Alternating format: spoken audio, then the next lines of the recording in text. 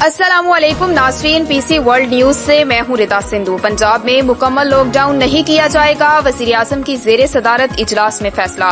बात को जारी रखते हुए इमरान नियाजी का कहना था 13 मार्च को लॉकडाउन किया था, न्यूयॉर्क ने भी हमारे साथ लॉकडाउन किया, वहां दिवालिया निकल गया, हमें भी बजट बनाने में मुश्किलात आई।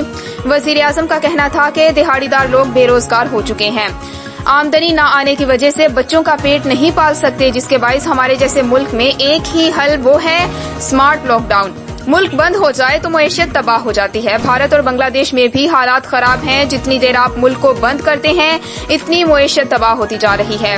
जुलाई के माह में वायरस बढ़ेगा, काफी मसले मसाइल होंगे। इमरान खान का कहना था कि अवाम ने एहतियात ना की तो आगे मुश्किलात का सामना करना पड़ेगा। मुल्क उसी वक्त चल सकता है जब अवाम जिम्मेदारी ले। SOPs पर अमल करना होगा, अगर एहतियात नहीं करेंगे तो केसेस की तादाद ज्यादा होगी।